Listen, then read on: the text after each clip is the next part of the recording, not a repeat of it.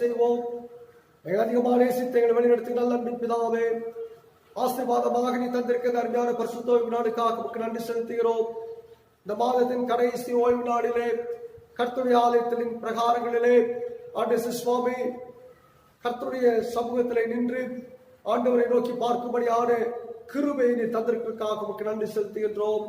ஆண்டவரே, இந்த மாதம் முழுவதும் எங்களோடு கூட இருந்திருக்கிறீர், அதற்காக நன்றி. ஆண்டவரே சுவாமி, ஒருவருக்கு ஒருவர் நாங்கள் பார்த்துக் கொள்ள இயலாமல் போனாலும் ஆண்டவரே சுவாமி, பல்வேறு கஷ்டமான பாதைகளை நாங்கள் கடந்து போய் கொண்டிருக்கின்ற பொழுதிலும் ஆண்டவரே, ஒவ்வொரு குடும்பங்கள் மத்தியிலும் கர்த்தருடைய நீங்கா பிரசனமும் உடைய மாறா அன்பும் கூட இருந்த சுவாமி. ஆண்டவரே, நாங்கள் அவர்களை விசாரிக்கும் பொழுதெல்லாம் ஆண்டவரே, ஜனங்கள் மத்தியிலே கர்த்தருடைய கிருபை நிலைத்திருக்கிறது நினைத்து இந்த பரிசுத்த காலை வேளையிலே அப்பிரயோஜனமான ஊழியக்காரனாகிய நான் எங்களோடு மாத்திரமல்ல சபை மக்களோடு கூட இருந்தீர் என்பதை நினைத்து உம்மை நான் துதிக்கின்றேன், உம்மை நான் ஸ்தோத்திரிக்கின்றேன், உம்மை நான் மகிமைப்படுத்துகிறேன் சுவாமி. ஆண்டவரே, இன்றைக்கும் கூடப்பா, இன்றைக்கு எங்களுக்கு இந்த ஆலயங்கள் திறக்கப்படும், எப்பொழுது நாங்கள் சுவாதீனமாய் கர்த்தரை கொள்வோம் என்கின்ற ஒரு மிகப்பெரிய ஒரு பாரம், மிகப்பெரிய ஒரு கலக்கம் எங்களுக்குள் இருந்து கொண்டே இருக்கிறது சுவாமி. சீக்கிரமாய் எங்கள் யாருடைய கால்களும் கர்த்தருடைய ஆலயத்தின் வாசற்படிலே நிற்கத்தக்கதான அந்த நாட்களை தாரும். ஆண்டவரே, சபையாக நாங்கள் கூடி கர்த்தரை ஆண்டவரே தொழுது கொள்ளக்கூடிய ஒரு நாட்களை எங்களுக்கு துரிதமாய் ஏற்படுத்தி தாரும். தடைகளை நீக்கி போடுங்கப்பா. இன்றைக்கும் சுவாமி, குடும்பங்களில் எத்தனையோ பேர் கஷ்டத்தோடு கூட இருக்கலாம், கண்ணீரோடு கூட இருக்கலாம், வேதனையோடு கூட இருக்கலாம், பலவீனங்களோடு கூட இருக்கலாம் சுவாமி. ஆண்டவரே, சபை இன்றைக்கு கர்த்தர் ஆண்டவரே ஒவ்வொரு குடும்பங்களையும் நீ கண்ணோக்கி பாரும். ஒவ்வொரு குடும்பங்கள் மத்தியிலும் தேவரே உங்களுடைய கிருபை இருக்கட்டும் சுவாமி. இந்த மாதத்துல கர்த்தர் கொடுத்த வாக்குத்தத்த வசனமே அதுதான். இதோ இந்த ஜனங்களுக்கு நான் ஒரு அதிசயத்தை நான் செய்வேன் என்று சொல்லி இந்த 27 நாட்கள் கர்த்தர் அதிசயத்தை செய்து வந்திருக்கிறீர். இன்னும் எஞ்சிய நாட்களும் சுவாமி சரி, வரக்கூடிய புதிய மாதமும் சரி, கட்டாயம் ஒரு அதிசயத்தை செய்து உங்களுடைய நாமம் அதிசயமானது. ஆண்டவரே, ஒரு அதிசயம் கட்டாயம் ஆண்டவர் விளங்கும் என்று சொல்லி நாங்கள் விசுவாசத்தோடு கூட தேவ சமூகத்தில் காத்திருக்கிறோம். மக்களுடைய தேவைகள் சந்திக்கப்பட வேண்டும், மக்கள் நல்ல சரீர சுகத்தோடு பலத்தோடு கூட காணப்பட வேண்டும், மக்களுடைய எல்லா காரியங்களும் ஆசீர்வாதமாய் நடைபெற வேண்டும். ஆகவே இந்த நேரத்தில் கூடப்பா, நான் சபையின் மக்களுக்காக, குடும்பத்தின் மக்களுக்காக பாரத்தோடு கூட ஜெபிக்கிறேன். இந்த பரிசுத்த ஓய்வு நாளுக்குரிய ஆசீர்வாதத்தை ஜனங்களுக்கு தந்து வழிநடத்த வேண்டுமாய் ரட்சகர் இயேசு கிறிஸ்து மூலம் கேட்டுக்கொள்கிறோம் நல்ல பிதாவே, ஆமென். தேவனுடைய நாமத்துக்கு மகிமையாக இந்த ஆராதனைக்கு ஆரம்பமாக கிறிஸ்து சபை பாமாலையில் 339வது பாமாலை நாம் பாடுவோம். 339வது பாமாலை. என் மீட்பர் ரத்தம் சிந்தினார், மா நீதியும் சம்பாதித்தார், என் சொந்த நீதி வெறுத்தேன், இயேசுவின் நாமம் நம்புவேன், நானுக்கும் பாறை கிறிஸ்துதான், வேறஸ்தி பாரம் மணல் தான் என்ற பாடலை நாம் யாவரும் பாடுவோமாக.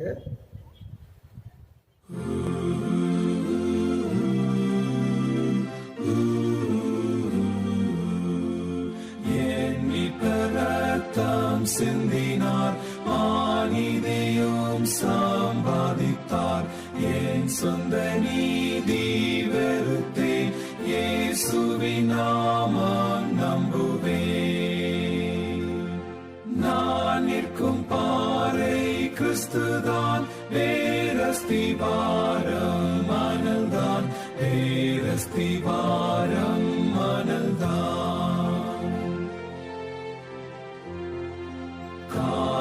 கார்மேகமாவர் முகத்தை மறைக்கும் காலம் அவரை எப்போதும் போல நம்புவேன், மாறாதவர் என்றறிவேன். நான் நிற்கும் பாறை கிறிஸ்துதான், வேறஸ்தி பாரம் மணல்தான், வேறஸ்தி பாரம் மணல்தான். மரண வெள்ளம் பொங்கினும், என் மாம்சம் சோர்ந்து போயினும், வாக்கு தத்தமானையும் என் நெஞ்சை ஆற்றி தேற்றிடும். நான் நிற்கும் பாறை கிறிஸ்துதான், வேறஸ்தி பாரம் மணல்தான், வேறஸ்தி பாரம் மணல்தான். நியாய தீர்ப்பு கால வானத்தில் எக்காள சத்தம் கேட்கையில் அஞ்சேன் என் மீட்பர் நீதியே ஆனிதன் என்னை மூடுமே. நான் நிற்கும் பாறை கிறிஸ்துதான், வேரஸ்திபாரம் மணல்தான், வேரஸ்திபாரம் மணல்தான். இப்பொழுது திருமறை பகுதி வாசிக்க கேட்போம். வாசிக்க வேண்டிய வேத பாடம் மல்கியா 3ஆம் அதிகாரம் 12 முதல் 18 முடிய. மல்கியா 3ஆம் அதிகாரம் 12 முதல் 18 முடிய. அப்பொழுது எல்லா ஜாதிகளும் உங்களை பாக்கியவான்கள் என்பார்கள், தேசம் விருப்பப்படத்தக்கதாயிருக்கும் என்று சேனைகளின் கர்த்தர் சொல்லுகிறார். நீங்கள் எனக்கு விரோதமாய் பேசின பேச்சுகள் கடினமாய் இருக்கிறது என்று கர்த்தர் சொல்லுகிறார். ஆனாலும் உமக்கு விரோதமாக என்னத்தை பேசினோம் என்கிறீர்கள். தேவனை சேவிப்பது விருதா, அவருடைய கட்டளையை கைக்கொள்கிறதினாலும் சேனைகளின் கர்த்தருக்கு முன்பாக துக்கித்து நடக்கிறதினாலும் என்ன பிரயோஜனம்? இப்போதும் அகங்காரிகளை பாக்கியவான்கள் என்கிறோம், தீமை செய்கிறவர்கள் திடப்படுகிறார்கள், அவர்கள் தேவனை பரீட்சை பார்த்தாலும் விடுவிக்கப் போகிறவர்களே என்று சொல்லுகிறீர்கள். அப்பொழுது கர்த்தருக்கு பயந்தவர்கள் ஒருவரோடு ஒருவர் பேசிக்கொள்வார்கள். கர்த்தர் கவனித்து கேட்பார். கர்த்தருக்கு பயந்தவர்களுக்காகவும் அவருடைய நாமத்தை தியானிக்கிறவர்களுக்காகவும் யாக்கோபு புஸ்தகம் என்று அவருக்கு முன்பாக எழுதப்பட்டிருக்கிறது. என் சம்பத்தை நான் சேர்க்கும் நாளில் அவர்கள் என்னுடையவர்களாய் இருப்பார்கள் என்று சேனைகளின் கர்த்தர் சொல்கிறார். ஒரு மனுஷன் தனக்கு ஊழியம் செய்கிற தன்னுடைய குமாரனை கடாட்சிக்கிறது போல நான் அவர்களை கடாட்சிப்பேன். அப்பொழுது நீங்கள் நீதிமானுக்கும் துன்மார்க்கனுக்கும் தேவனுக்கு ஊழியம் செய்கிறவனுக்கும் அவருக்கு ஊழியம் செய்யாதவனுக்கும் இருக்கிற வித்தியாசத்தை திரும்பவும் காண்பீர்கள். பாடம் முடிந்தது. என் கண்மலையும் என் மீட்பருமாய கர்த்தாவே, என்னுடைய வாயின் வார்த்தைகளும் இங்க இருக்கிற அருமையான இந்த செய்தியை கேட்கிற உம்முடைய பிள்ளைகளுடைய இருதயத்தின் தியானங்களும் உம்முடைய சமூகத்திலே பிரீதியாயிருப்பதாக. ஆமென். ஆண்டவராகிய இயேசு கிறிஸ்துவின் விலையேறப்பட்ட நாமத்தினாலே இந்த பரிசுத்த ஓய்வு நாளின் காலை வேளையிலே உங்கள் அன்போடு கூட நான் வாழ்த்துகின்றேன். பிதாவாகிய தேவனாலும் குமாரனாகிய இயேசு கிறிஸ்துவினாலும் உங்களுக்கு கிருபையும் சமாதானமும் உண்டாவதாக. இந்த மாதத்தின் கடைசி ஓய்வு நாளை காணும்படியான கிருபை கர்த்தர் செய்திருக்கிறார். 3 மாதங்கள் அளவும் இந்த கடினமான கொரோனா காலங்களிலே ஆண்டவர் தம்முடைய பிள்ளைகளாகிய நம்மை கிருபையாய் பாதுகாத்துக் கொண்டு வந்தாரே, அதை நினைத்து ஆண்டவரை நாம் ஸ்தோத்திரிப்போம். என் ஆத்துமாவே கர்த்தரை ஸ்தோத்திரி, என் முழுவதுமே அவருடைய பரிசுத்த நாமத்தை ஸ்தோத்திரி. அவர் செய்த சகல உபகாரங்கள் மறவாதே. காரணம், அவர் உன் அக்கிரமங்களை மன்னித்திருக்கிறார், உன் நோய்கள் எல்லாம் குணமாக்கி இருக்கிறார், உன் பிராணனை அழிவுக்கு விலைக்கு மீட்டிருக்கிறார், உன்னை கிருபையினாலும் இரக்கங்களினாலும் முடிசூட்டி இருக்கிறார், நன்மையினால் உன் வாயை திருப்தியாக்கி இருக்கிறார். கழுவுக்கு சமானமாய் மீண்டும் நாட்களையும் வயதுகளையும் ஆண்டுகளையும் கிருபையாய் கர்த்தர் கொடுத்துக் கொண்டே இருக்கிறார். அந்த நல்ல ஆண்டவரை நாம் ஸ்தோத்திரிப்போம். ஆக இந்த அருமையான பரிசுத்த ஓய்வு நாளிலும் இதுவரைக்கும் நம்மை நடத்தின ஆண்டவர் இனியும் நம்மை நடத்துவார் என்ற விசுவாசத்தோடு கூட கர்த்தருடைய வசனத்தை நாம் கேட்டு ஆண்டவருக்குள்ளாக நாம் பலப்படுத்தப்பட தேவன் எனக்கும் உங்களுக்கும் கிருபை செய்வாராக. விசேஷமாக இந்த நாளிலே இந்த மத்தியிலே பேச தெரிந்து கொள்ளப்பட்ட வேத பகுதி மல்கியாவின் புஸ்தகம் 3ஆம் அதிகாரம் 18ஆம் வசனத்தை உங்களுக்கு முன்பதாக நான் வைக்கின்றேன். மல்கியா 3:18. அப்பொழுது நீங்கள் நீதிமானுக்கும் துன்மார்க்கனுக்கும் தேவனுக்கு ஊழியம் செய்கிறவனுக்கும் அவருக்கு ஊழியம் செய்யாதவனுக்கும் இருக்கிற வித்தியாசத்தை திரும்பவும் காண்பீர்கள். காண்பீர்கள் என்று ஆண்டவர் சொல்லவில்லை, திரும்பவும் நீங்கள் காண்பீர்கள் என்று சொல்லி மல்கியாவின் தீர்க்கதரிசியின் காலத்தில் ஆண்டவர் உரைத்து பிற்பாடு இயேசுவின் காலம், இயேசு கிறிஸ்துவின் காலங்கள் முடிந்த பிற்பாடு இப்பொழுது ஆண்டவர் இயேசு கிறிஸ்துவின் வருகைக்காய் காத்திருக்கிற ஒரு நாட்கள். இப்படி 2000 ஆண்டுகள் கடந்து போன பொழுதிலும் அருமையான தேவனுடைய பிள்ளைகளே, வித்தியாசம் எனக்குள்ளும் உங்களுக்குள்ளும் இருக்க வேண்டும் என்று சொல்லி கர்த்தர் விரும்புகின்றார். ஒரு வித்தியாசமான வாழ்க்கை, ஒரு வேறு பிரிக்கப்பட்ட ஒரு வாழ்க்கை, ஒரு பிரித்தெடுக்கப்பட்ட ஒரு ஜீவியம் எனக்குள்ளே உங்களுக்குள்ளே நமக்குள்ளே இருக்க வேண்டும் என்று சொல்லி கர்த்தர் விரும்புகின்றார். ஆகவேதான் இந்த வேத வசனம் சொல்லுகிறது, அதாவது நீதிமானுக்கும் துன்மார்க்கனுக்கும் உள்ள வித்தியாசம். ஊழியம் செய்கிறவனுக்கும் ஊழியம் செய்யாதவனுக்கும் உள்ள ஒரு வித்தியாசம். இப்படி கர்த்தர் வித்தியாசத்தை ஏற்படுத்துகிற, வித்தியாசத்தை பார்க்கிற ஆண்டவர் இன்றைக்கும் என்னோடு கூட உங்களோடு கூட கர்த்தர் பேசிக் கொண்டிருக்கிறார். அருமையான தேவனுடைய பிள்ளைகளே, நாம் ஒரு வித்தியாசமான ஒரு சாட்சி உள்ள ஒரு கிறிஸ்தவ மக்களாக, சபையின் மக்களாக, குடும்பங்களாக இருக்க நாம் அழைக்கப்பட்டிருக்கிறோம். ஆண்டவரே, என்னையும் ஆண்டவர் வித்தியாசமான ஒரு வாழ்க்கையிலே என்னை கர்த்தர் கொண்டு நிறுத்தும் என்று சொல்லி ஆண்டவருடைய சமூகத்தில் கேட்போம்.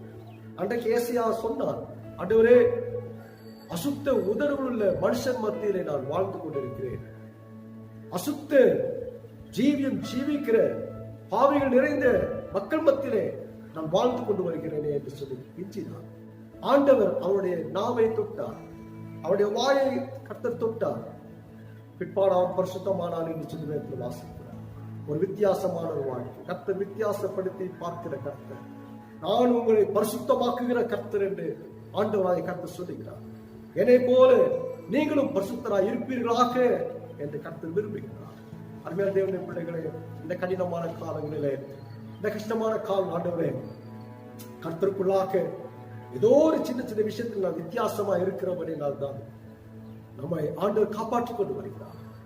நம்முடைய ஆத்மாவே மரணத்துக்கும், நம்முடைய கண்களை கண்ணீருக்கும், நம்முடைய கால்களை இடர்களுக்கும் கர்த்தர் நமக்கு தப்புவித்துக் கொண்டு வருகிறார். காரணம், ஏதோ ஒரு கொஞ்சமாவது ஒரு வித்தியாசம் நமக்குள் இருக்கிறபடினால் கர்த்தர் நம்மை நடத்தி கொண்டு வருகிறார். இந்த அருமையான காலங்களில் ஆண்டவரே, வித்தியாசமான பாதையை நடத்தும் என்று சொல்லி ஒரு வித்தியாசமான ஜீவியம் ஜீவிக்க என்னை நீ உந்துதல் படுத்தும் என்று சொல்லி ஆவியானுடைய வழிநடத்தலுக்குள் நம்மை அர்ப்பணிக்க கர்த்தர் நமக்கு கிருபை செய்வாராக. அருமையான தேவனுடைய பிள்ளைகளே, துன்மார்க்கம் யார்? யார் துன்மார்க்கர்கள் என்று சொல்லி பார்ப்போம். இரண்டு வகையான துன்மார்க்கம் பார்க்க முடிகிறது. ஒன்று, வெளியில் இருக்கிற மக்கள், சாதாரண மக்கள், எல்லாருடைய வாழ்க்கையில் துன்மார்க்கமான ஜீவியம் இருக்கத்தான் செய்யும். அதே போல சபைக்குள்ளே துன்மார்க்கர்கள் இருக்கத்தான் செய்யும். ஆக துன்மார்க்கர்கள் யார் என்று நாம் பிரித்து பார்க்க பட்சத்தில் வெளியிலும் இருக்கிறார்கள், சபைக்குள்ளே நமக்குள்ளேயும் இருக்கிறார்கள். ஏன் அதை நான் சபையிலே சொல்லி பார்த்தோம்னா, பிரசங்கி அழகாக அவர் சொல்லும்போது சொல்லுகிறார். பிரசங்கின் புஸ்தகம் 8ஆம் அதிகாரம் 10ஆம் வசனத்தில் என்ன சொல்லுகிறார் சொல்லி பார்த்தோம்னா, பரிசுத்த ஸ்தலத்துக்கு போக்குவரவு செய்த துன்மார்க்கர். பரிசுத்த ஸ்தலத்துக்கு, எது பரிசுத்த ஸ்தலம்? கர்த்தருடைய ஆலயம் தான் பரிசுத்த ஸ்தலம். அந்த பரிசுத்த ஸ்தலத்துக்கு போக்குவரத்து செய்த துன்மார்க்கரை நான் கண்டேன் என்று சொல்லி சொல்கிறார்.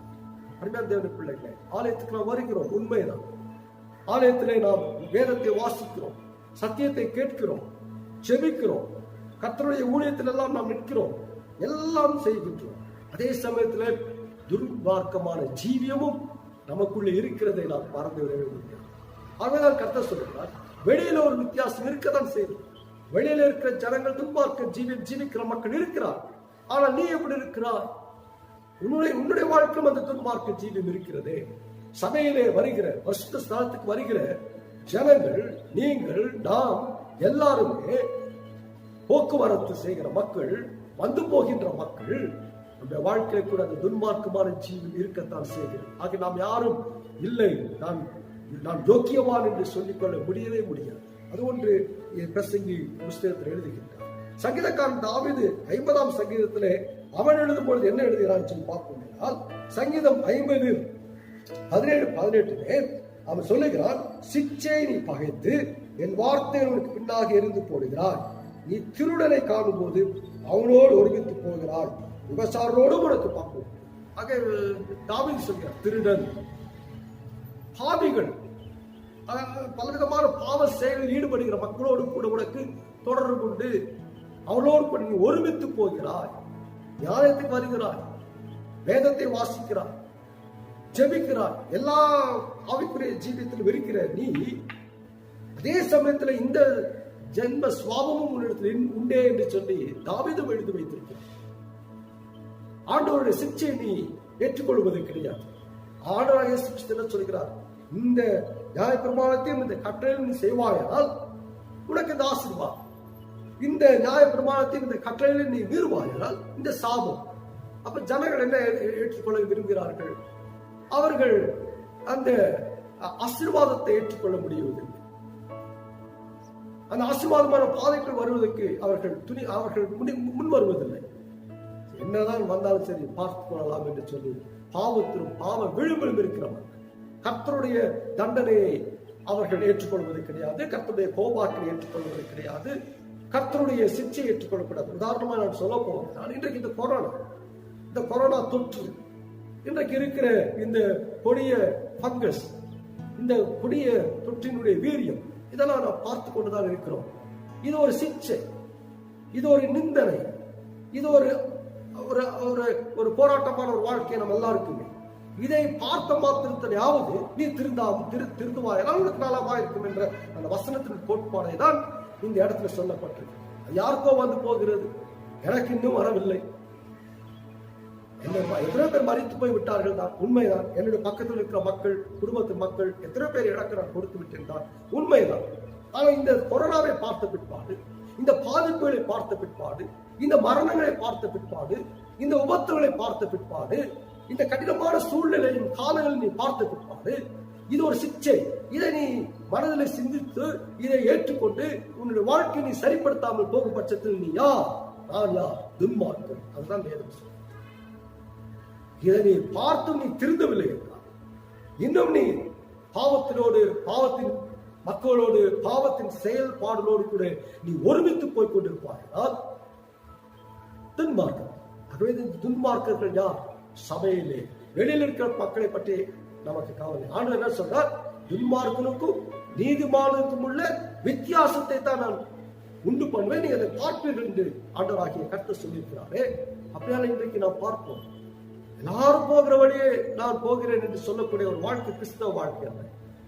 நான் இன்னைக்கு ஆலயத்துக்கு வர்ற ஆலயத்துல எல்லா பணிகளும் நான் செய்கிறேன், ஊழியத்தை செய்கிறேன், ஜெபம் பண்ற, சத்தியத்தை கேட்கிறேன், எவ்வளவு நேரம் வேணாலும் நான் உபவாசம் கூட இருக்கிறேன். பட் நம்முடைய வாழ்க்கையில இந்த துன்மார்க்கமான செயல்கள் இருக்கிறதா? இங்கேயும் இருக்கிறோம், அங்கேயும் இருக்கிறோம், வித்தியாசம் இல்லையே. வேறுபடுத்தப்பட்ட ஒரு வாழ்க்கை உங்களிடத்துல என்னிடத்துல இல்லையே. ஆண்டவர் அதை பார்த்து கேட்கிறார். இந்த கருமையான தேவனுடைய பிள்ளைகளே, இந்த சூழ்நிலை அதான் பேதுருவானவன் அப்போஸ்தலர்கள் நடவடிக்கை புஸ்தகம் 2ஆம் அதிகாரம் 40ஆம் வசனத்திலே பேதுரு சொல்லுகின்றான், எல்லாரும் நீங்க தயவு செய்து மனம் திரும்புங்கள், பாவமன்னிப்பு நிச்சயத்தை பெற்றுக் கொள்ளுங்கள், ஞானஸ்நானத்தை பெறுங்கள், பசுத்தாவியின் வல்லமையை நீங்கள் பெற்று பலனடையுங்கள். பிற்பாடு 5வது அவர் சொல்ற ஒரு வார்த்தை என்னன்னா, இந்த மாறுபாடுள்ள சந்ததியை விட்டு விலகுங்கள், உங்களுக்கு நான் புத்தி சொல்லுகிறேன் என்று சொல்லி பேதுரு ஜனங்களை பார்த்து சொல்ற. இந்த மாறுபாடுள்ள சந்ததி, எமரட்டாட்டம் உள்ள சந்ததி, துன்மார்க்கம் உள்ள சந்ததி, பாவமுள்ள சந்ததி, இந்த பிசாசுக்கு அடிமையாக்கப்பட்ட சந்ததி, இந்த சந்ததியை விட்டு நீ விலகு. தேவனுடைய பிள்ளை, இன்றைக்கும் ஆண்டவர் எனக்கும் உங்களுக்கும் ஒரு சந்தர்ப்பத்தை கொடுத்திருக்கிறார். என்ன வித்தியாசம் எனக்கு இருக்குது? என்ன வித்தியாசம் உங்கள்கிட்ட இருக்கிறது? யோசித்து பாருங்க. ஆண்டவர் எதிர்பார்க்கும் வித்தியாசம் என்ன? இன்னைக்கு நான் சபையில் எப்படி இருக்கிறேன், குடும்பத்தில் நான் எப்படி இருக்கிறேன், திருச்சபையில் நான் எப்படி இருக்கிறேன், வேலை ஸ்தலத்தில் நான் எப்படி இருக்கிறேன்? எனக்கும் துன்மார்க்கனுக்கும் நீதிமானுக்கும் உள்ள வித்தியாசம் என்னிடத்தில் இருக்கிறதா?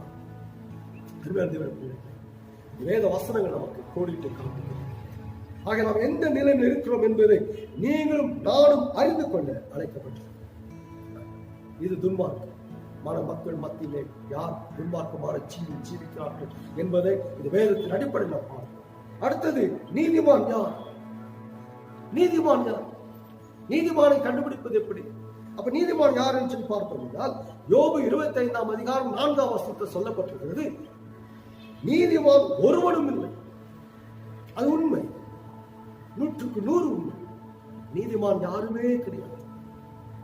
ஆண்டவர் ஒருவரை தவிர, ஜீவனுள்ள தேவனை தவிர, இந்த உலகத்தையும் உலகத்தினுடைய அண்ட சராசரங்கள் படைத்த ஆண்டவரை தவிர ஒருவரும் நீதிமான் இல்லை. அது உண்மை. அருமையான தேவனுடைய பிள்ளைகளே, இன்னைக்கு நீங்கள் நீதிமானாக இருப்பது எப்படி, அந்த நீதிமானை கண்டுபிடிப்பது எப்படி அப்படின்னு சொல்லி பார்ப்போம் என்றால், அந்த யோசுவாவின் புஸ்தகத்திலும் சரி, யாத்திராவின் புஸ்தகத்திலும் சரி, ராகாவை பற்றி வேதம் சொல்கிறது. யோசுவாவின் காலத்தில் அந்த இஸ்ரவேல் தேசத்தை வேவு பார்க்கும்படியாக, அந்த தேசத்துடைய நிலைமைகள் எப்படி இருக்கிறது என்பதை அறிந்து பார்க்கும்படியாக அன்றைக்கு யோசுவாவின் காலத்தில் அவர்கள் போனார். அப்புறம் ராகாப் என்கின்ற வேசி அவருக்கு இடம் கொடுத்து அவரை தங்க வைத்து அந்த இடத்தை பற்றி எல்லாம் சொல்லுகின்ற அந்த நிலைகளை வேதத்தில் வாசி. அவள் ஆகாதவள் தான். அவளுடைய வாழ்க்கை ஜீவியம் விரும்பத்தக்க வாழ்க்கை ஜீவியம் இல்லை, உண்மைதான். ஆனால் வேதம் என்ன சொல்லுகிறது? கிரியைகளினால் நீதிமானாக்கப்பட்டார். அவருடைய கிரியைகளினால் நீதிமானாக்கப்பட்டார்.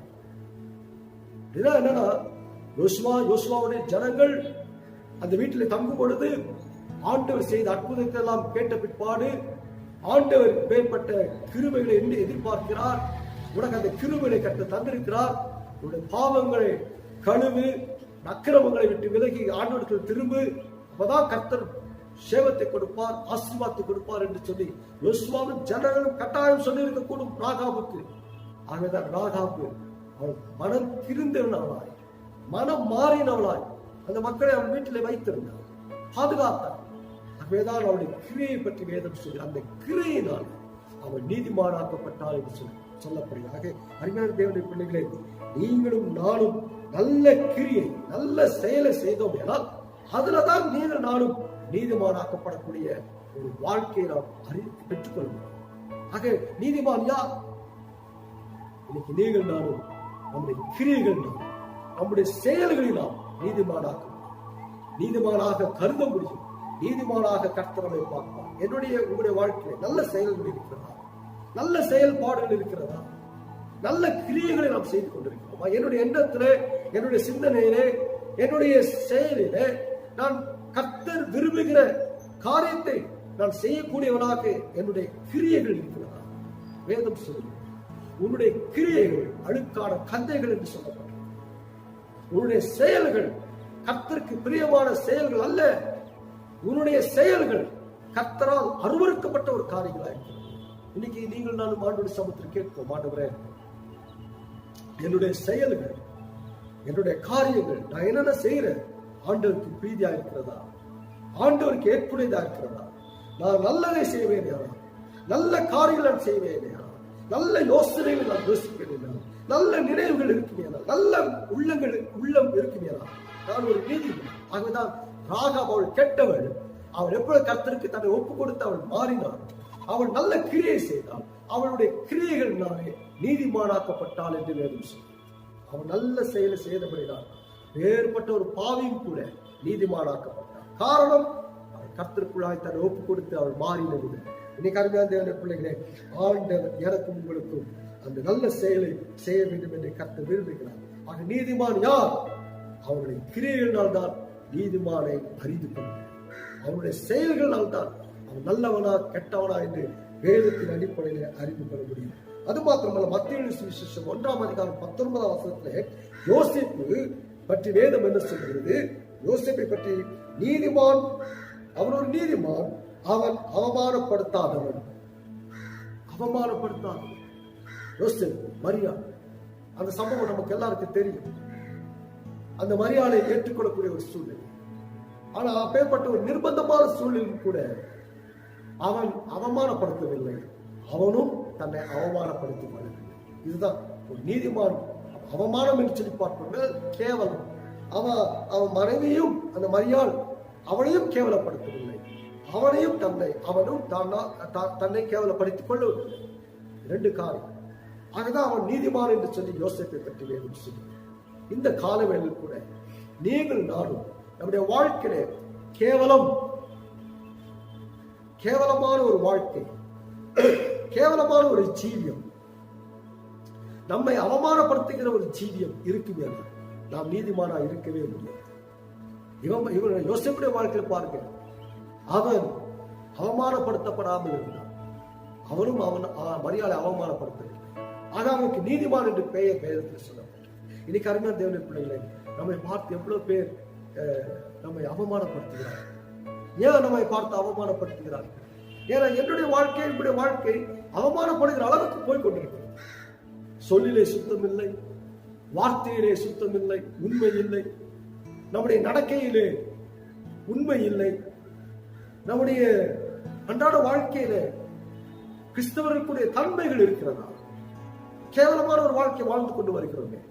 அப்படி கேவலம் என்று சொல்லி பார்க்கும் பொழுது விஷமாக வாழ்கிற ஒரு வாழ்க்கை.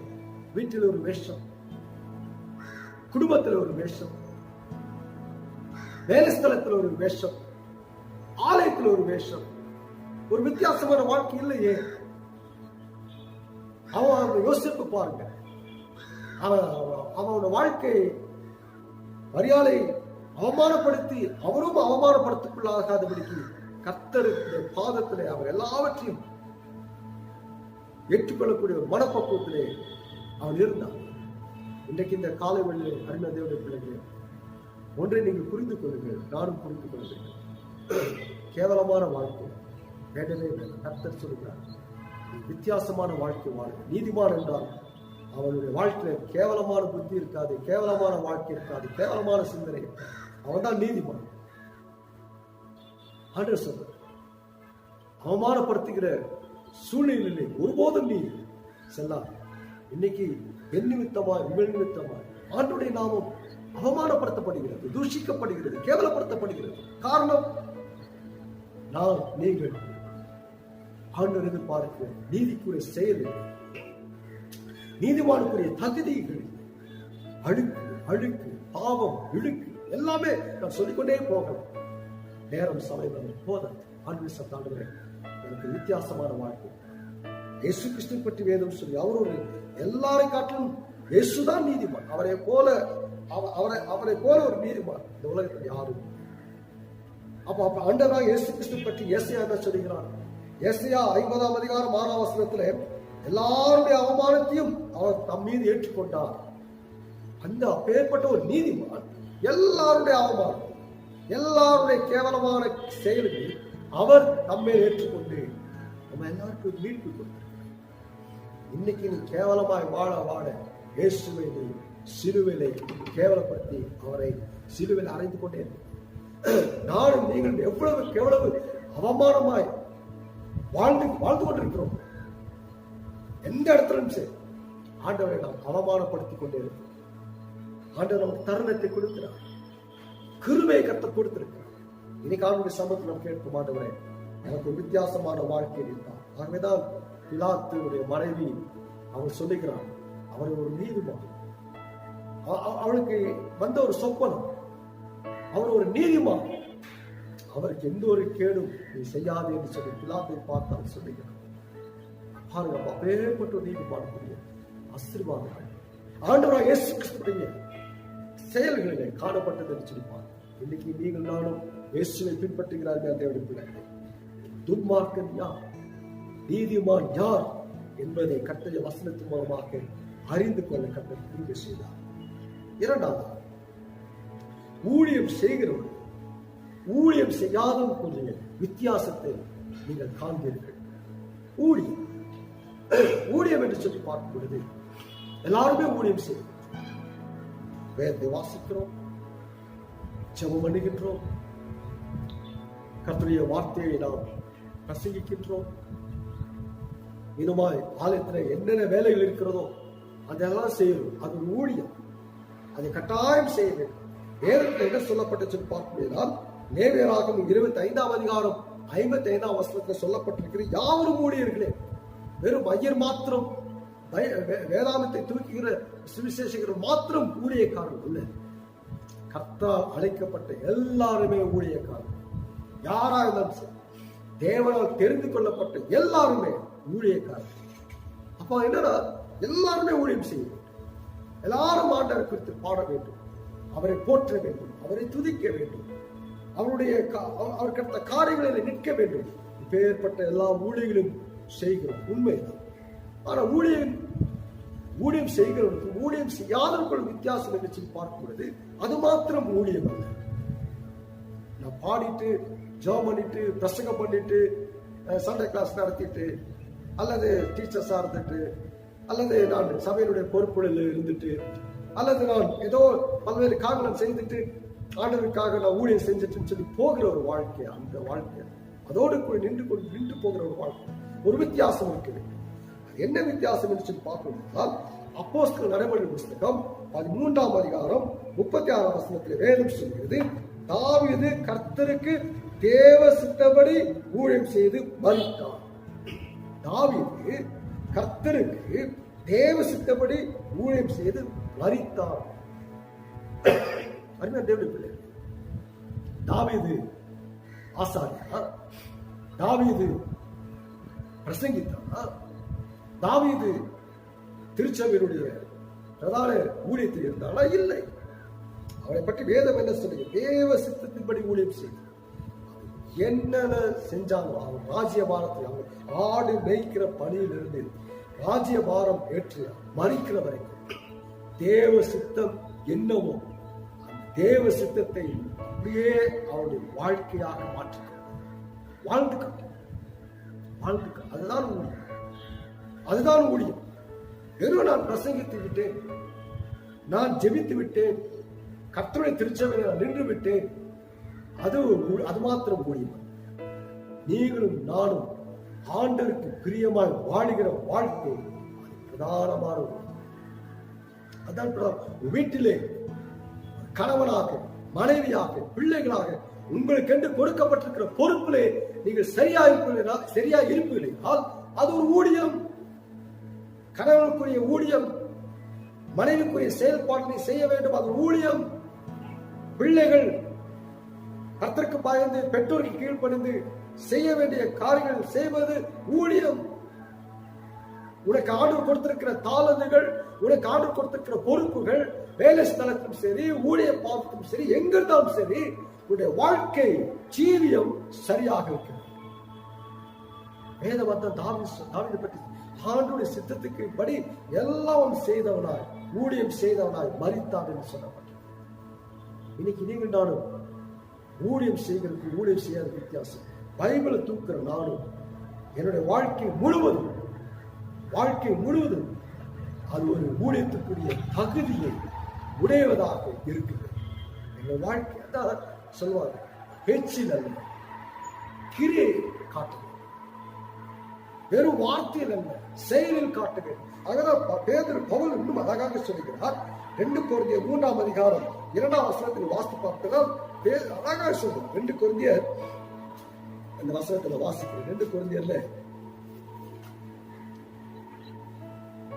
3ஆம் அதிகாரம் 2ஆம் வசனத்துல பவுல் என்ன சொல்கிறான்னு சொல்லி பார்ப்போம்னால், எங்களை நாங்களே மறுபடியும் மெச்சிக்கொள்ள தொடங்குகிறோமோ, அல்லது சிலருக்கு வேண்டியதாக இருக்கிறது போல உங்களுக்கு உபசார நிருபங்களை அனுப்பவும், உங்களிடத்தில் உபசார நிருபங்களை பெற்றுக்கொள்ளவும் எங்களுக்கு வேண்டியதோ, எங்கள் இருதயங்களில் எழுதப்படும் சகல மனுஷராலும் அறிந்து வாசிக்கப்பட்டும் இருக்கிற எங்கள் நிருபங்கள் நீங்கள் தானே.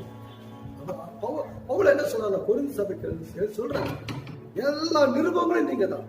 எது சகல மனுஷராலும் வாசிக்கப்பட்டு எல்லா இருதயங்களும் எழுதப்பட்டு இருக்கிற நிருபம். என்னுடைய இருதயத்தில் எழுதப்பட்ட வசனம், நான் வாசித்திருக்கிற வசனம், அதுதான் எனக்கு நிருபம், அதுதான் எனக்கு லெட்டர். அப்ப அவர் சொல்ற உன்னுடைய பேப்பர் ஒயிட், சில நேரத்தில் நம்ம சொல்லுவோம், ஏதோ கணக்கு வேண்டும் அல்லது அறிக்கை தாக்கல் செய்ய வேண்டும், வெள்ளை அறிக்கை நீ கொடு, என்று சொல்லி அரசாங்கம் கேட்கும். யாரும் கேட்பாங்க. ஒரு பொய்யான தகவலை நீ மாற்றி ஒரு வெள்ளை அறிக்கை கொடு, அப்பதான் அதை பார்ப்போம். அதே போல ஒரு கிறிஸ்தவனுக்கு கூட பவுல் சொல்றார். என்ன சொல்றாருன்னா, உங்கள் இருதயங்கள் எழுதப்பட்ட நீங்கள் வாசித்திருக்கிற வசனங்கள் உங்களுடைய நிருபங்கள். பவுல் அநேக நிருபங்கள் எழுதியிருக்கிறார். எதற்காக எழுதியிருக்கிறார்? அந்த நிருபங்களை வாசித்து நீங்கள் நானும் மாற வேண்டும் என்று சொல்றார். அப்படியானால் அதே பவுல் என்ன சொல்றாருன்னா, உங்களுக்குள்ளே எழுதப்பட்டிருக்கிற இருதயத்தில் எழுதப்பட்ட வசனங்களும் சரி, நீங்க வாசிக்கிற வசனங்களும் சரி, கேட்கிற போதனும் சரி, அது நிருபங்களா இருக்க வேண்டும் அல்லவா? அப்படின்னா நான் இதில் கற்றுக்கொள்ள வேண்டிய ஒரு பாடம் வச்சு பார்ப்போம். என் வாழ்க்கை ஒரு நிருபமாய், திறந்த புஸ்தகமாய் இருக்கிறது. அதுதான் ஊழியம். வெறும் பிரசங்கத்தை நல்லா பிரசங்கத்தை பண்ணலாம், நல்லா ஜெபம் பண்ணலாம், நல்லா இசைக்கருவிகளை வாசிக்கலாம், எத்தனை தாளத்தை நான் பயன்படலாம். நீங்களும் சரி, நானும் சரி. ஆனா என்னுடைய வாழ்க்கை எப்படி இருக்குது? உன்னுடைய நிருபம் எப்படி இருக்கிறது? ஒரு வெள்ளை அறிக்கை கொடுக்கக்கூடிய அளவுக்கு உன்னுடைய ஊழியர்கள் இருக்கிறதா? ஞாயிற்றுக்கிழமை அழகாக இருக்கிறோம், நல்ல பைபிளை வாசித்தோம், நல்ல பைபிள்ல தூக்கி சுமந்து போறோம். அடுத்த நிமிஷம் ஆலயத்திற்கு போகும் பொழுது என்னுடைய ஜீவனம் எப்படி இருக்கிறது? என்னுடைய செயல்பாட்டு எப்படி இருக்கிறது?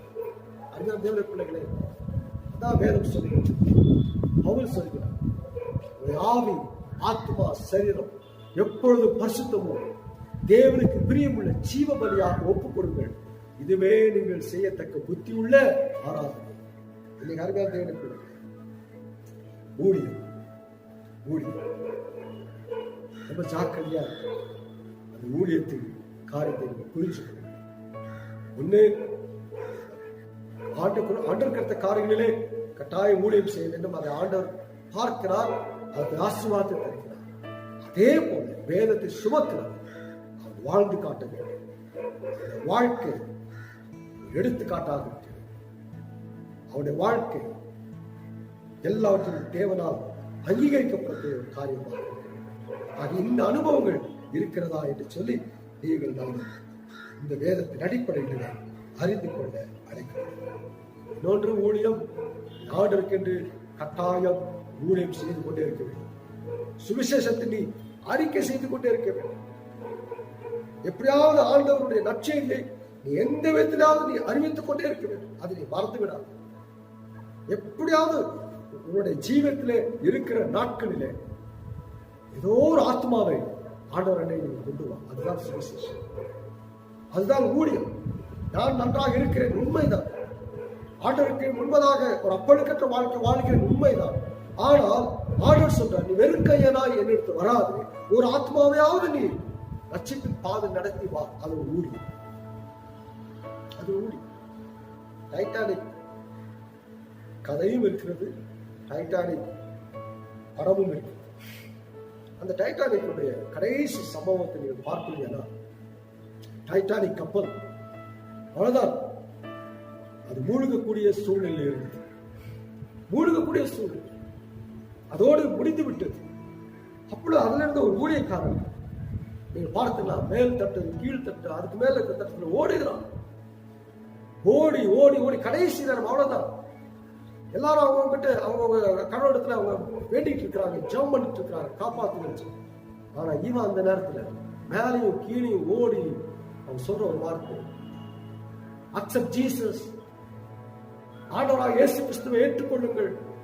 இன்னைக்கு நம்ம சாக போறோம், இந்த கடைசி நிமிஷத்திலேயாவது உங்களுடைய வாழ்க்கையை கர்த்தருக்கு என்று ஒப்புக் கொடுங்கள், மனம் திரும்புங்கள், இதே பரலோகத்தை நாம் எடுத்துக்கொள்ளப்படுவோம் என்று சொல்லி அந்த காட்சி இன்றைக்கும் என் கண்களுக்கு இருக்கிறது. அதனுடைய சரித்திரமும் இருக்கிறது. அவன் கடைசியில அந்த ஊழியத்தை செய்ய ஓடி ஓடி சுவிசேஷத்தை அறிவித்து பிற்பாடு அவனுக்கு ஒரு ஜாக்கெட் போட்டு அவனுக்கு அந்த நீச்சல் தெரியும் என்ற அந்த எண்ணத்துல எல்லாருக்கும் கொடுக்கப்பட்ட அந்த ஜாக்கெட் அவனுக்கும் அது கொடுக்கப்பட்டது. அந்த ஊழியம் செய்த அந்த பிரசங்க கடைசியில் ஒரு வாலிபன் வருகின்றான். அவனுக்கு அந்த ஜாக்கெட் அவன் அந்த ஓடுகிறதுல எங்கேயோ விட்டு விட்டு அவனுக்கு அந்த ஜாக்கெட் கடைசியில் கிடைக்கும். இவன் பார்க்கிறான், ஊழியக்காரன் பார்க்கின்றான், என்னுடைய வாழ்க்கை முடிந்து போய்விட்டால் பரவாயில்லை, நான் கர்த்தருக்குள்ளாக என்னை அர்ப்பணித்திருக்கிறேன், நான் இங்கே மரித்தாலயம் பரலோகத்தில் நான் போய் சேர்ந்து இந்த என்னுடைய ஜாக்கெட் என்னுடைய இந்த காரியத்தை நீ போட்டுக்கொள்ள சொல்லி அவன் போட்டு அவன் நீந்தி அவன் கடைசி அவன் சொல்லுகிற ஒரு வார்த்தை என்று பார்ப்பீங்க, கர்த்தருடைய சுவிசேஷம் எனக்கு அந்த டைட்டானிக் கப்பலில் அறிவிக்கப்பட்டபடிதான் இன்றைக்கு நான் அவர் விட்டு போன ஊழியத்தை இன்றைக்கு நான் செய்து கொண்டிருக்கிறேன் என்று சொல்லி சாட்சியாய் வாழ்கிறேன். இன்னைக்கு நானும் நீங்களும் இப்படியே காலங்கள் போய்கொண்டிருக்கும் என்பதில் நாம் யோசிக்கவே முடியாது. இனி வரக்கூடிய காலங்கள் எப்படி இருக்கும் என்று என்னால் உங்களால் சொல்ல யூகிக்க முடியாது. நேரம் சமயம் இருக்கும் பொழுது சுவிசேஷத்தை நீ பிரசங்கம், சுவிசேஷத்தை அறிவு. பவுல் சொல்கிறார், சுவிசேஷத்தை நான் பிரசங்கியாவிட்டால் எனக்கு ஐயோ. ஊழியம் ஒன்று, ஊழியத்தில் 3 வகையை நான் பார்க்கிறேன். ஒன்று ஊழியம் எப்பொழுது போல ஜெபம் பண்ணுகிறது, வேதத்தை வாசிக்கிறது, ஆலயத்துக்கு போகிறது, ஆலயத்தை கட்ட காலில் நிற்பது, அது ஊழியம். கர்த்தர் அதை கனப்படுத்துகிறார். இரண்டாவது, உன்னுடைய ஊழியம், அது உன்னுடைய வாழ்க்கை ஊழியமாக மாறும். உன்னுடைய வாழ்க்கை அது ஒரு பாடமாக இருக்கும். அது கர்த்தர் ஊழியமாக பார்க்கிறார். உன்னுடைய வீட்டிலே, வேலை ஸ்தலத்திலே, எல்லா இடத்திலும் உன்னுடைய சாட்சியுடைய ஜீவியம் அது ஊழியம். கூடாது. நீ மறிக்கிறதுக்கு முன்பதாக, இந்த ஆத்மா எடுபடுவதற்கு முன்பதாக ஏதாவது ஒரு ஆத்மாவுக்கு சுவிசேஷத்தை அறிவித்து தேவனுடைய ராஜ்யத்திலே சேர்ப்பார். பெரிய ஒரு பாட்டு. எனக்கு ஒரே ஒரு அனுபவம். அநேக பேர் நாங்கள் சத்தியத்தை சொல்லியிருக்கிறோம், சத்தியத்தை கேட்டிருக்கிறார்கள். அநேகர் ஐயா கர்த்தருடைய வசனத்தினால காக்கப்பட்டிருக்கிறோம். ஒரு பெரிய, ஆனா ஒரு ஆத்மாவை ஆண்டவருக்குள்ளாக வழி நடத்தினேன் என்பதற்கு ஒரே ஒரு சாட்சி எதுன்னு சொல்றாங்க. விடுதலையில் ஆயராக இருக்கும் பொழுது, விடுதலையில் ஊழியம் செய்து கொண்டிருக்கும் பொழுது, ஒரு குடிகாரன் 24 மணி நேரம் குடிகாரன், எங்கு பார்த்தாலும் விழுந்து கிடக்கும். எங்கு பார்த்தாலும் அவருடைய கேவலமான அவமானமான ஒரு சூழ்நிலைகள் இருந்து கொண்டே இருக்கும். அவங்க அப்பா அம்மா என்னிடத்தில் வந்து அழுகுவார், மனைவி பிள்ளைகள் புலம்புவார். ஆனால் அவர் சற்றேனும் அதை யோசிக்க மாட்டார். விடுதலை திருச்சம், விடுதலை கிராமம், ரொம்ப சங்கடமான ஒரு சூழ்நிலை. அவருக்காக போராடி ஜெபித்தோம். ஒரு பக்கம் ஜெபம், இன்னொரு பக்கம் அவருக்கு கவுன்சிலிங் கொடுத்தேன்.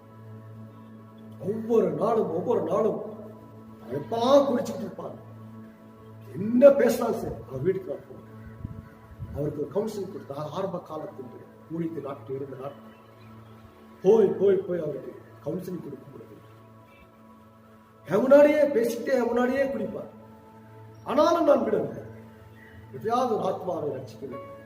ஒரு நாள் பயங்கரமான ஆக்சிடென்ட், அப்படியே படுக்கையாக கடைசி நிமிஷம், கடைசி கால சூழ்நிலை அவருக்கு நான் சுவிசேஷத்தை அறிவித்து வசனத்தை சொல்லி ஜெபித்து நாட்கள் போனது. அவர் சுகம் பெற்ற பிற்பாடு ஒரு நாள் என்னை கூப்பிட்டு, அன்றோடு நான் என் குடியை நான் நிறுத்துவேன் என்று சொல்லி சொன்னார். அன்றோடு நான் நிறுத்துவேன், இனிமேல் நான் இந்த குடியை நான் ஏற்றுக்கொள்ள மாட்டேன். கர்த்தருடைய வசனம் என்னை தொட்டிருக்கிறது, ஆண்டவரோடு பேசியிருக்கிறார் என்று சொன்னார். இன்றைக்கு அவரும் அவருடைய குடும்பமும் கோயம்புத்தூர்களை சாட்சியாக வாழ்ந்து கொண்டு வருகிறார். அழகான ஒரு வீட்டை கட்டியிருக்கிறார். ஒரு வீடு, செவ வீடு, ஒரு அறை. அநேகர் அவர் வீட்டுக்கு வந்து சாட்சி சொல்லிக் கொண்டே போவார். சாட்சி சொல்லி அவர் அநேகரை நல்வழிப்படுத்திக் கொண்டிருக்கிறார். ஒரு அருமையான ஒரு மனிதர். இன்னைக்கு நான் அநேகருக்கு நான் சுவிசேஷத்தை அறிவித்து அநேகர் ஊழியம் செய்திருக்கிறேன். என்னுடைய கண்களுக்கு முன்பாக ஒரு சாட்சி, ஒரு ஆத்மா ரட்சிக்கப்பட்டிருக்கிறார். நான் சொல்லிக்கொண்டே போகிறேன். ஒன்றை நான் உங்களுக்கு தத்துவமாக சொல்லுறேன். ஆண்டுடைய நாம மாத்திரமே மயப்படும். ஆண்டுடைய நாம் மாத்திரமே மயப்படும். அந்நியாதியோட பிள்ளைகள், உங்களுக்கும் ஆண்டு ஒரு சந்தர்ப்பத்தை கொடுத்திருக்கிறார். ஊழியத்தை செய்யுங்கள், சுவிசேஷத்தை பிரசங்கியுங்கள். ஒரு ஆத்மாவை ஆண்டவர் என்று கொண்டு வாருங்கள். அது விலையேறப்பட்ட ஒரு காரியம் என்பதை மறந்து போய்விடும். கடைசியாக 2 நாளாம் புஸ்தகம் 12ஆம் அதிகாரம்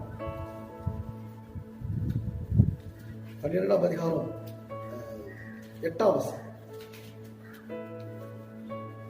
அதிலே சொல்லப்பட்டிருக்கிற ஒரு காரியம் என்று சொல்லி பார்த்தோம்னா, ஆனாலும் என்னை சேவிக்கிறதற்கும் அந்நிய தேசங்களின் ராஜ்யங்களை சேவிக்கிறதுக்கும் இருக்கிற வித்தியாசத்தை அவர்கள் அறியும்படிக்கு அவனை சேவிக்கலாவார்கள் என்றார். ஆண்டவர் சொல்ற ஒரு இன்னொரு வார்த்தை, என்னை சேவிக்கிறதுக்கும் அந்நிய தெய்வங்களை சேவிக்கிறதுக்கும் உள்ள வித்தியாசம். இன்னைக்கு அது பெரிய ஒரு 3வது காரணம். நீ யாரை சேவிக்க? ஆண்டவரை சேவிக்க. அந்நிய தெய்வங்கள், விக்கிரங்கள், அந்நிய காரியங்கள், அந்நிய முகங்கள். ஒருவேளை நீங்கள் நானும் சொல்லலாம், நாங்கள் விக்கிரங்களை வணங்குவது கிடையாது, விக்கிரங்களை நான் சேவிப்பது கிடையாது. ரொம்ப நல்லது. எந்த விக்கிரகத்தையும் நீ சேவிக்காத, அவைகளை நீ நமஸ்கரிக்காத. வீட்டில் எந்த விக்கிரகமும் இருக்க வேண்டும். அது கர்த்தருடைய பயங்கரமான ஒரு போதனை, கட்டளை, கற்பனை. 10 கட்டளைகளிலே முதல் கற்பனை அது. என்னை அன்று உனக்கு வேறே தேவர்களை உண்டாக்க வேண்டாம், அவர்களை நீ நமஸ்கரிக்கவும் அவர்களை நீ சேவிக்க வேண்டாம், நானே உன் தேவனாய கர்த்தர். அருமையான தேவனுடைய பிள்ளைகள், இன்னைக்கு ஒருவேளை நீங்க சொல்லலாம், நாங்கள் வீட்டில் விக்கிரகங்கள் இல்லை, ரொம்ப அது ஒரு ஆசீர்வாதம். தயவு செய்து உங்க வீட்டுல யார் வீட்டுல எந்த விக்கிரகங்கள் இருந்தாலும் சரி, நல்ல தூர இருந்து ஆண்டவர் எச்சரிக்கிறார். ஒன்று. இரண்டாவது, இன்னொரு விக்கிரகம் என்ன சொல்லி பார்ப்போம்னா, சில காரியங்களுக்கு நாம் அடிமைப்படுத்தப்பட்டிருக்கிறோம், அடிமைப்படுத்தப்பட்டுக் கொண்டிருக்கிறோம், அது நமக்கு ஒரு விக்கிரகமாக இருக்கு. அதை நாம் சேவித்துக் கொண்டிருக்கிறோம். பணத்தை சேவிக்கிறோம், பொருளை சேவிக்கிறோம், அதன் மேலெல்லாம் நமக்கு ஒரு அதெல்லாம் நம்ம அடிமைப்படுத்தப்பட்டிருக்கிறோம், அதற்கு நாம் அடிமையாக்கப்பட்டிருக்கிறோம். வீடு, ஆஸ்தி, சொத்து, சுதந்திரம், கல்வி, இதுக்கெல்லாம் நீ அடிமையாக்கப்பட்டிருக்கிறாயே. இதெல்லாம் தான் உனக்கு விக்கிரகம். உன்னுடைய ஜென்ம சுவாபம், பெருமை, நான் என்ற கர்வம், வணங்கா கழுத்துள்ள ஜீவியம், இருமாப்புள்ள நடை, இதெல்லாமே விக்கிரகம் தானே. நீ சிலை வழிபாடு மாத்திரம் நீ விலகி போயிட்டு மற்ற இதெல்லாம் இருப்பாயெல்லாம் என்ன பிரயோஜனம்? இன்னைக்கு ஆண்டு எடுத்து நீ கேள், ஆண்டுகிறேன், என்னுடைய வாழ்க்கையிலே எதெல்லாம் நான் அடிமையாக்கப்பட்டிருக்கிறோம் அதெல்லாம் எனக்கு விக்கிரகம். மாம்ச கிரியை விக்கிரகம், மாம்ச எண்ணங்கள் விக்கிரகம், பகை விக்கிரகம், கோபம் விக்கிரகம், வைராக்கியம் விக்கிரகம், இன்னும் அநேக பாவங்கள், அநேக மீறுதல்கள். இன்னைக்கு உங்ககிட்ட இருக்கிற அத்தனை காரியங்கள் அதெல்லாம் விக்கிரகம். எதற்கெல்லாம் அடிமையாக்கப்பட்டிருக்கிறாய்? காசு, பணம், பொருள், சாப்பாடு, உணவு, ஆடை, ஆபரணங்கள். வேதம் என்ன சொல்லுங்க? போதும் என்ற மனதுடனே கூடிய தெய்வ பக்தியே மிகுந்த ஆதாரம். யாரை சேர்க்கிறாய்? யாரை நீ ஆராய்த்து கொண்டிருக்கிறாய்? எனக்கு அதெல்லாம் நாட்டம் இல்லை என்று சொல்லாத மக்கள் நம்ம அநேகர் உண்டு. எனக்கு அதுல நாட்டம் இல்லை, நகையில நாட்டம் இல்லை, ட்ரெஸ்ல நாட்டம் இல்லை, எதிரியும் எனக்கு பிடிமானம் இல்லை என்று சொல்ற மக்கள். ஆனால் எல்லாருக்குள்ள ஒரு ஆசை இருக்கிறது. ஆனா ஆசை எல்லா தீமைக்கும் வேறா இருக்கிறது. வேணா அருமையான பிள்ளைகளை, கர்த்தர் நம்மை திருப்தியாய் நடத்தி கொண்டிருக்கிறார். வேத வஸ்திரம் என்ன சொல்லுகிறது? நீடித்த நாட்களால் அவனை திருப்தியாக்கி என் ரட்சிப்பை அவனுக்கு காண்பிக்கிறார். அவர் ரட்சிக்கிறார். நம்மை ரட்சிக்க கூடாதபடிக்கு அவருடைய கரங்கள் இன்னும் குறுகி போகவில்லை. கேட்கக்கூடாதபடிக்கு அவருடைய செவிகள் இன்னும் மந்தமாகும். அவரை மாத்திரம் மிஸ்டேக். அதான் வேதம் சொல்லுகிறது. பக்தராகிய யோசுவா சொல்லுகிறார், 24ஆம் அதிகாரம் 14ஆம் வசனத்தில் யோசுவா சொல்லுகிறார், யார் சேவித்தாலும் சரி, யார் சேவிக்காவிட்டாலும் சரி, நானும் என் வீட்டாருமோ என்றால் கர்த்தரையே செய்யும். அந்த கர்த்தரை மாத்திரம் தொழுது கொள்ளும். மற்றதெல்லாம் எங்களுக்கு அடுத்தது. First priority to my Lord Jesus Christ. அடுத்ததான் மற்றது என்று சொல்லுகிற ஒரு கிறிஸ்தவனுடைய வாழ்க்கையிலே இப்பேற்பட்ட ஒரு வித்தியாசம் இருக்க வேண்டும். நான் யாரை சேவிக்கிறேன்? ஒரு பக்கம் நான் ஆண்டவரை சேவிக்கிறேன், இன்னொரு பக்கம் ஈக்குவலா உலக பிரகாரமான காரியத்தை சேவிக்கிறேன். ஆண்டவர் அதை விரும்புகிறார். அவர் சமமாக எண்ணப்பட்ட கொள்ளையாடின பொருளை கூட ஆண்டவராக இயேசு பற்றி சொல்கிறது. அப்படியே எல்லாவற்றையும் அடிமையின் ரூபம் எடுத்து வெளியே வந்தார். மனித சாயம். இன்னைக்கு நீங்கள் நானும் எப்படி இருக்கிறோம் பிரியமானவர்களே?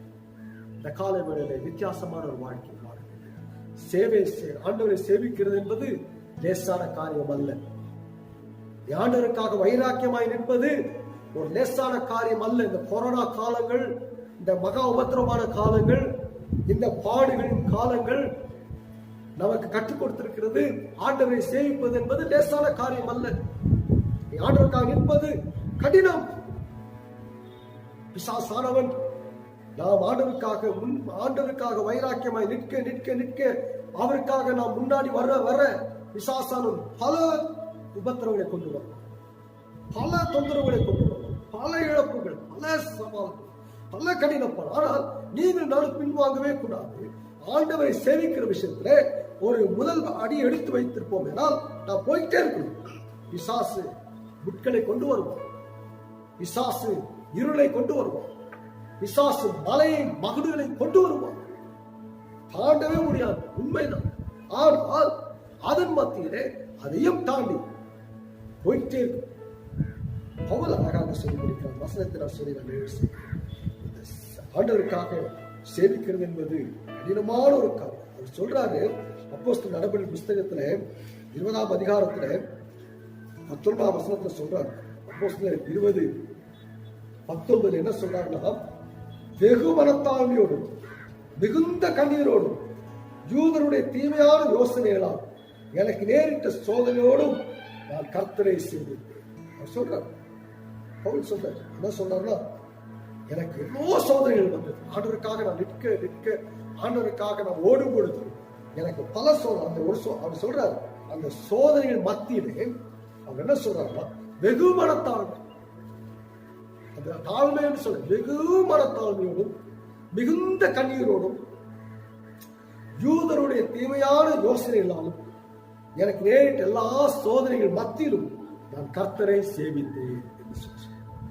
இந்த காலம் இந்த அருமையான நாட்கள் நீங்கள் நானும் நமக்கு உபத்திரவங்கள். கொரோனா காலம், கொரோனா மரணத்தின் பீதியிலே விளிம்பிலே நாம் நடந்து கொண்டிருக்கிறோம். இனி அடுத்தது தேர்ட் வேவ் என்று சொல்லுகிறோம். பல்வேறு போராட்டங்கள் இருக்கிறது. டெல்டா என்று சொல்லுகிறார், பங்கஸ், எப்படி காலங்கள் இருக்குமோ தெரியாது.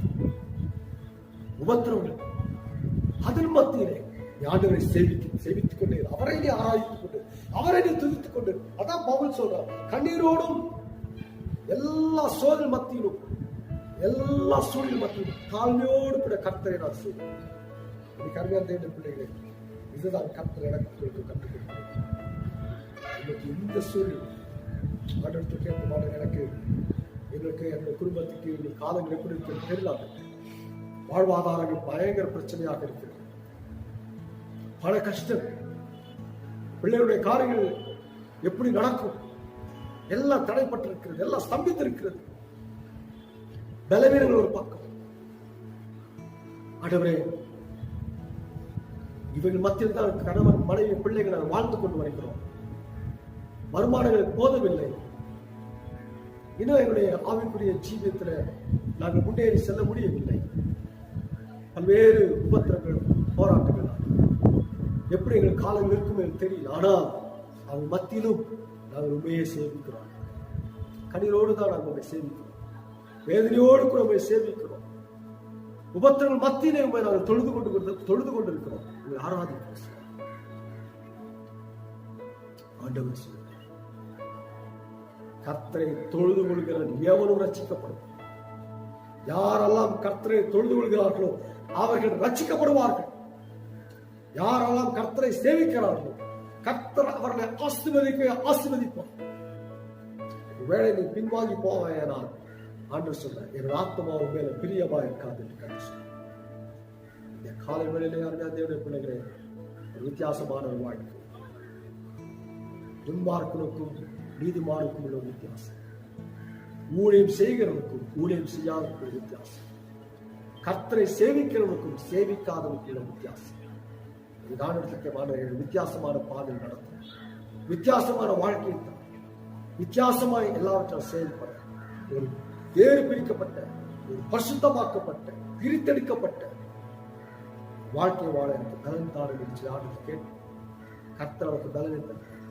அதான் சொல்ற, நீதி செய்கிறவன் நீதி செய்யட்டும், அசுத்தமா இருக்கிறவன் அசுத்தமா இருக்கட்டும், பரிசுத்தமா இருக்கிறவன் பரிசுத்தமா இருக்கட்டும், அநியாயம் செய்கிறவன் அநியாயம் செய்யட்டும், அவன் அவனுக்கு நான் அளிக்கும் பலன் எல்லோருக்கும் அளிக்கிறேன். அவன் அவனுக்கு நான் அளிக்கும் பலன் என்னோடு கூட வருகிறது. ஆகவேதான் இன்றைக்கு அந்த பிள்ளைகளை ஆண்டவருக்கு கேட்போம், ஆண்டவரே என்னை பிரித்து உம்முடைய பிள்ளையாக பரிசுத்தமான ஜீவன் ஜீவிக்க இதை வழி நடத்தும் என்று நான் கேட்போம். கர்த்தர் நடத்தும். அவரை போல ஒரு தெய்வம் இல்லை, மட்டும் நடத்தினவர் இனியும் நம்மை கவலைப்பட சோர்ந்து போக ஆண்டவர் இறுக பற்றி பிடித்து கர்த்தர் பெரிய காரியம் செய்வார். கர்த்தர் அனைவரையும் ஆசீர்வாதமாய் வழிநடத்த தேவன் தாமே கிருபை செய்வாராக. கீர்த்தனைகளிலே 129வது கீர்த்தனை பாடுவோம். 129வது கீர்த்தனை. மகனே உன் நெஞ்சனுக்கு தாராயோ, மோட்ச வாழ்வை தருவேன் இது பாராயோ என்ற பாடலை நாம் பாடி ஆண்டுடைய நாமத்தை நாம் பயன்படுத்துவோமாக.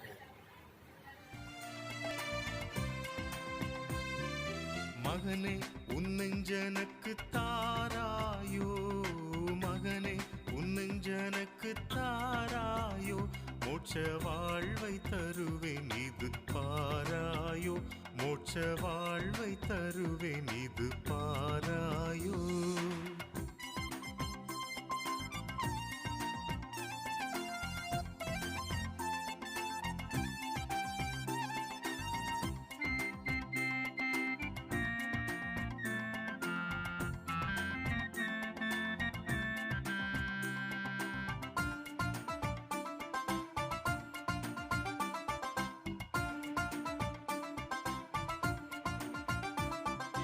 அகத்தின் அசுத்தம் எல்லாம் துடைப்பேனே, அகத்தின் அசுத்தம் எல்லாம் துடைப்பேனே, பாவ அழுக்கை நீக்கி அருள் கொடுப்பேனே, பாவ அழுக்கை நீக்கி அருள் கொடுப்பேனே.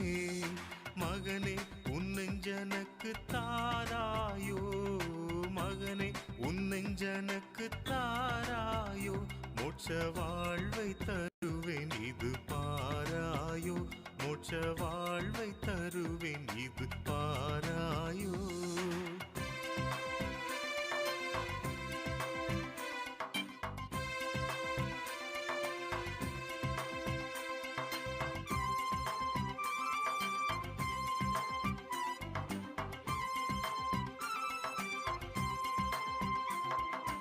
உன் பாவம் முற்றும் பரிகரிப்பேனே, உன் பாவம் முற்றும் பரிகரிப்பேனே, அதை உண்மையாய் அகற்ற யான் மரித்தேனே, அதை உண்மையாய் அகற்ற யான் மரித்தேனே. மகனே உன் நெஞ்சனுக்கு தாராயோ, மகனே உன் நெஞ்சனுக்கு தாராயோ, மோட்ச வாழ்வை தருவேன் இது பாராயோ, மோட்ச வாழ்வை தருவேன் இது பாராயோ. எங்களை சீக்கிரம் அன்பின் நல்ல தகப்பனே, ஆசீர்வாதமாய் நீ தந்திருக்கிற இந்த நாளுக்காக நமக்கு நன்றி செலுத்துகின்றோம். அருமையான கர்த்தருடைய வார்த்தையை நான் கேட்டோம். இந்த கடைசி நாளின் ஆண்டவரை கர்த்தாவே ஆராதனையிலும் ஆண்டவரே சுவாமி துன்மார்க்கனுக்கும் நீதிமானுக்கும் உள்ள வித்தியாசம், ஊழியம் செய்கிறவனுக்கும் ஊழியம் செய்யாதவனுக்கும் வித்தியாசம், கர்த்தரை சேவிக்கிறவனுக்கும் கர்த்தரை சேவிக்காதவனுக்குள்ள வித்தியாசத்தை ஆண்டவர் சுவாமி நாங்கள் ஆண்டவரை பார்த்துக் கொள்ளும்படியாக நீ தந்த கிருபைகளுக்காக நமக்கு நன்றி செலுத்துகிறோம். ஆண்டவர் சப்பா இன்றைக்கும் எங்களுடைய ஜீவியத்திலே எங்களுடைய வாழ்க்கையிலே கர்த்தரை மாத்திரம் நாங்கள் பிரதிபலிக்கின்ற, கர்த்தரை மாத்திரம் ஆண்டவர் கர்த்தாவை சார்ந்து வாழ்கிற அந்த வாழ்க்கையை எங்களுக்கு கட்டளையிட வேண்டும் என்று சொல்லி மன்றாடுகிறோம். தொடர்ந்து சுவாமி இப்பட்டு வழி நடத்துகிற ஆண்டவர் இனியும் நீர் வழி நடத்த நீர் போதுமானவராக இருக்கிறேன். சபையின் மக்களுக்குள்ளே சபையின் குடும்பங்களுக்குள்ளே சமாதானத்தையும் சந்தோஷத்தையும் மன அமைதியும் மன நிறைவையும் தருவீராக. சீக்கிரமாய் இந்த கடினமான நாட்கள் மாறத்தக்கதாக ஆண்டவரிடத்தில் போராடி கொண்டு வருகிறோம், ஜெபித்துக் கொண்டு வருகிறோம். உடைய கிருபைக்காய் காத்திருக்கிறோம், உடைய வழிநடத்தற்காக நான் காத்துக்கொண்டே இருக்கிறோம் சுவாமி. எங்களுக்காக யாவும் செய்து முடிக்கிற சர்வருடைய பாதத்திலே நாங்கள் இன்றைக்கும் மனத்தாழ்மையோடு கெஞ்சி கேட்கிறோம் சுவாமி. கர்த்தர் பெரிய காரியம் செய்கிறவர். தொடர்ந்து உடைய வாசல்களை திறந்து கொடுத்து ஆண்டவரை குறிப்பாக இந்த கடினமான நாட்கள் மாறவும் கர்த்தருடைய கிருபை நாங்கள் பலப்படுத்தப்படவும் எங்களுக்கு நீ துணை புரிய வேண்டுமாயும் எங்களுக்கு நீ அருள் புரிய வேண்டுமாயும் மன்றாடுகின்றோம். சபையின் மக்கள் எல்லாரும் குடும்பங்கள் எல்லாரும் கர்த்தர் ஆசீர்வதியும். ஆண்டவரே தேவனை சந்தியும். ஆண்டவரே ஆத்மாவே மரணத்துக்கும் கண்ணீருக்கும் கால்களை இடருக்கும் தப்பி வைத்த தேவாதி தேவனுக்கு நாங்கள் கொடான கொடி ஸ்தோத்திரத்தை இருக்கிறோம். நீரே மகிமைப்படுவீராக. நீரே எல்லா ஆண்டு கர்த்தாவே சப்பா கனத்துக்கும் பெரியவராக இருப்பீராக. மட்டும் வழி நடத்தும் ஆண்டவர் தொடர்ந்து வழி நடத்தும். இயேசு ரட்சகர் மூலம் கேட்டுக்கொள்கிறோம். நல்ல பிதாவே, ஆமென். நம்முடைய ஆண்டவராகிய இயேசு கிறிஸ்துவின் கிருபையும் பிதாவாகிய தேவனுடைய அன்பும் தூய ஆவியானவர் வழி நடத்தும் பலரோடும் அன்பான நம்முடைய குடும்பங்களோடும் திருச்சபையின் மக்களோடும் குறிப்பாக இந்த கடினமான நாட்களை கர்த்தர் நமக்கு மாற்றி சந்தோஷமான நாட்களை தந்து வழி நடத்த தேவன் தாமே நமக்கு கிருபை செய்வாராக.